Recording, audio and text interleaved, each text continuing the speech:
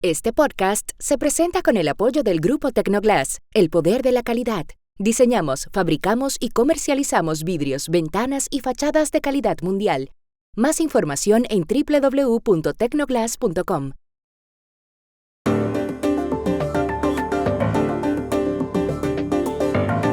Mario Vargas Llosa, que murió el domingo en Lima, ha sido para algunos el único intelectual a escala global de habla hispana. ¿Por qué lo dicen?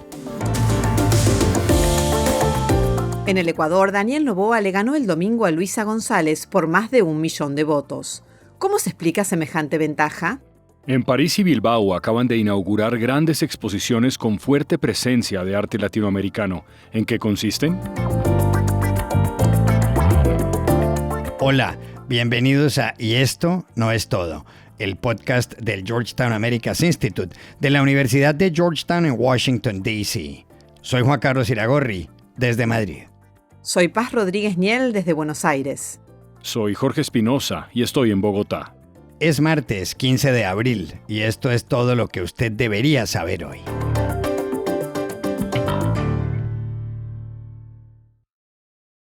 La muerte el domingo del escritor peruano Mario Vargas Llosa seguía suscitando reacciones ayer en todas partes. El novelista, ensayista y también columnista, uno de los más notables exponentes de la literatura en español, falleció en Lima con 89 años tras una larga enfermedad. Había nacido en Arequipa el 28 de marzo de 1936. De niño vivió en Cochabamba y en Piura. Luego su padre, con quien se llevaba mal, lo matriculó en un colegio militar, el Leoncio Prado, en el Callao. En ese lugar leyó mucho, a Víctor Hugo y a Alejandro Dumas, por ejemplo. Vargas Llosa no abandonó jamás su afición por las novelas y la poesía, ni siquiera cuando estudió Derecho en la Universidad San Marcos de Lima. Mucho después, en diciembre de 2010, en Estocolmo, al pronunciar el discurso tras recibir el premio Nobel, recordó lo que fue para él la lectura. La lectura convertía el sueño en vida y la vida en sueño, y ponía al alcance del pedacito de hombre que era yo el universo de la literatura. Mi madre me contó que las primeras cosas que escribí fueron continuaciones de las historias que leía, pues me apenaba que se terminaran o quería enmendarles el final. ¿Y acaso sea eso lo que me he pasado la vida haciendo sin saberlo? Prolongando en el tiempo, mientras crecía, maduraba y envejecía, las historias que llenaron mi infancia de exaltación y de aventuras. El Nobel fue el más importante de la lista de galardones que obtuvo Vargas Llosa desde el Premio Biblioteca Breve de Seix Barral, el primero en 1962, por su novela La ciudad y los perros. En su obra hay otros libros imperdibles como Conversación en la Catedral y La fiesta del chivo. Mario Vargas Llosa fue uno de los principales exponentes del llamado boom latinoamericano, junto a Julio Cortázar, Carlos Fuentes y Gabriel García Márquez. Con el colombiano la amistad se acabó tras el legendario puñetazo que le dio Vargas Llosa en México en febrero de 1976. Políticamente, Vargas Llosa se había distanciado de la mayor parte de ellos en 1971, cuando el peruano reprochó el encarcelamiento en Cuba de Heberto Padilla, poeta y escritor que había osado criticar al régimen de Fidel Castro. ¿Qué significa entonces la desaparición de Mario Vargas Llosa, que además pertenecía a la Real Academia Española? Buscamos ayer al editor de su obra periodística, el ensayista y autor del libro Delirio Americano, Carlos Granés, que nos contestó desde Ferrara, en Italia, donde venteaba. Bueno, pues la muerte de Vargas Llosa tiene muchas implicaciones. Como primera medida es el fin de una generación excepcional de escritores que lograron una hazaña difícil de emular, que era poner a América Latina en el mapa del mundo. Hasta entonces, nuestro continente era conocido por sus dictadores de opereta, sus revoluciones sangrientas, pero no por su potencial creativo, su potencial literario. Esta generación, la del boom, logró que el mundo entero se fijara en América Latina por el arte que de allí salía. Antes de ellos, quizás los modernistas latinoamericanos de finales del XIX, principios del XX, habían tenido un impacto importante, pero no a nivel global. Esta es la primera generación que de verdad tiene una audiencia global. Todo el mundo leyó a Vargas Llosa, todo el mundo leyó a García Márquez, a Cortázar, a Fuentes. En ese sentido, muere una generación de enorme talento. También muere un autor excepcional como individuo. Son pocos los escritores que pueden ufanarse de tener en su historial 4 o 5 obras maestras, y Vargas Llosa, sin lugar a dudas, las tuvo. Escribió novelas de una importancia capital y más significativo aún en distintas etapas de su vida, desde Ciudad en los Perros, que escribió en el 62 con 26 años, hasta La Fiesta del Chivo, que escribió ya muchos años después, 40 años después casi, en 2000-2001. Su talento quedó patentado por los distintos registros, su habilidad con la técnica literaria, su maestría en uno de los artes una de las cuestiones más complicadas en la novela, que eran los diálogos, el manejo del tiempo, de los espacios, la facilidad que tenía para entender el carácter, las personalidades, las pasiones humanas. Vargas Llosa también incursionó en la política. En 1990 se lanzó a la presidencia del Perú, pero fue derrotado por Alberto Fujimori. Además, escribió por años una columna de opinión en el diario El País de Madrid. Se llamaba Piedra de Toque y la suspendió en 2023. Ayer, entre los miles de artículos de la prensa mundial, el ABC de Madrid publicó uno del escritor peruano Fernando Iwasaki, donde el autor lanza una tesis que impacta. Según él, Vargas Llosa ha sido el único intelectual global de habla hispana. Lo llamamos a preguntarle por qué. Porque fue el único creador y pensador hispanohablante que fue reconocido como par e interlocutor por las más grandes personalidades literarias, políticas, artísticas y doctrinarias de otras lenguas. Porque fue el único autor en español que ha protagonizado debates, reflexiones y controversias de repercusiones globales. Y porque fue el único intelectual capaz de crear y ocupar en vida un espacio que ha desaparecido con su muerte. Pues no existe otra figura en nuestra lengua con prestigio, influencia o universalidad semejantes.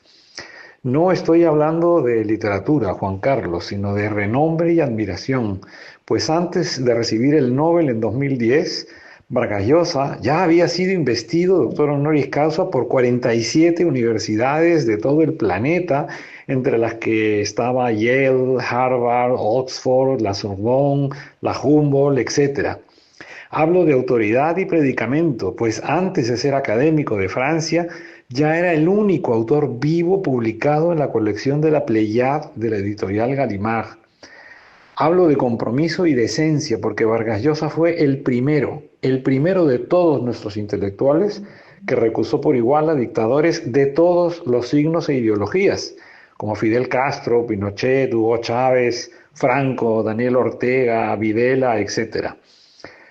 Mario Vargas Llosa, por último, fue el superviviente de la más brillante promoción de escritores latinoamericanos, aquella que formó con Julio Cortázar, Carlos Fuentes, José Donoso, Guillermo Cabrera Infante y Gabriel García Márquez, porque el boom latinoamericano, no lo olvidemos, nació en 1962, el año en que Vargas Llosa ganó el premio Biblioteca Breve y el mismo año en que Borges ganó el premio Formentor. Por lo tanto, se extingue con Mario Vargas Llosa un linaje literario, casi toda una literatura.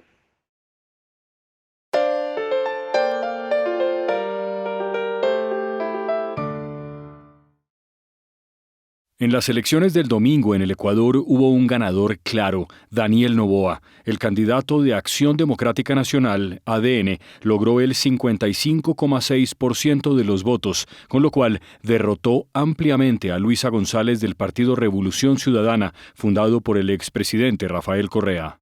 Noboa, de 37 años y quien ocupa la presidencia desde la renuncia de Guillermo Lasso en noviembre de 2023, obtuvo 5,8 millones de votos. Luisa González sacó 4,6 millones. Una vez conoció los resultados, Noboa habló desde su casa de recreo en Olón, en la costa. Esta jornada ha sido histórica Esta victoria ha sido histórica también. Una victoria de más de 10 puntos, una victoria de más de 1 millón de votos donde no queda ninguna duda de quién es el ganador. Y eso ha sido a base de perseverancia, de lucha, de trabajo, de cada uno de los miembros de este equipo que busca ese nuevo Ecuador. Lo curioso de todo esto es que en la primera vuelta de las elecciones presidenciales, a principios de febrero, Noboa superó a González por algo menos de 17,000 votos. Luego, el 23 de marzo, hace 3 semanas, se enfrentaron en un agrio debate en televisión. La campaña fue dura. Se habló incluso de la dolarización de la economía, que para la mayoría de los ecuatorianos ha funcionado. El domingo, Luisa González alegó un fraude. Pero, ¿a qué se debe semejante victoria de Noboa? Hablamos ayer en Guayaquil con la periodista María Mercedes Cuesta. Aciertos de Daniel Noboa y errores de la Revolución Ciudadana. Aciertos de Daniel Noboa: mantenerse en su postura de primer mandatario, de estadista, y que sean sus ministros, su esposa y su madre quienes vayan a hacer campaña trabajando muy duro en territorio, recorriendo todo el país. Errores de la Revolución Ciudadana, muchos y enseguidilla.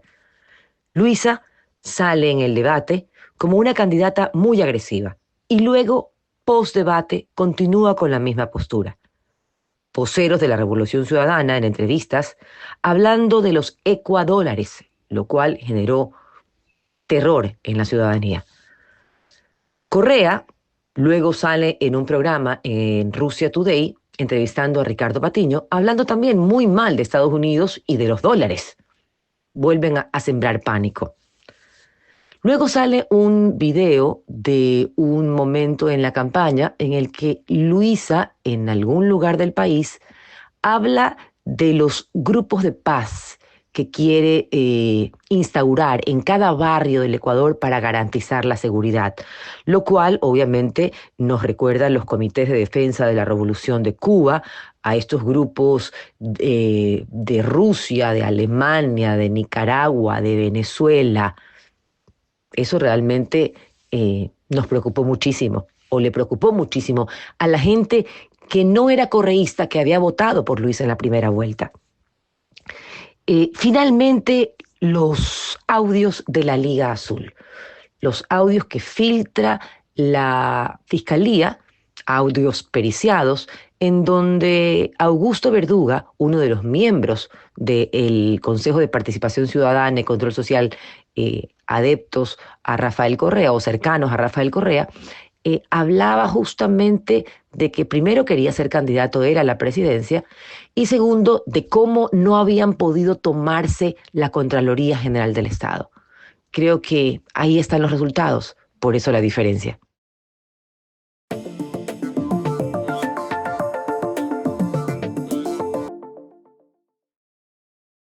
Este podcast se presenta por cortesía de Movistar Empresas, el aliado que está transformando y potenciando negocios en toda Hispanoamérica con soluciones digitales en cloud, IoT, seguridad, conectividad, Big Data y advertising. Movistar Empresas, siempre el camino seguro.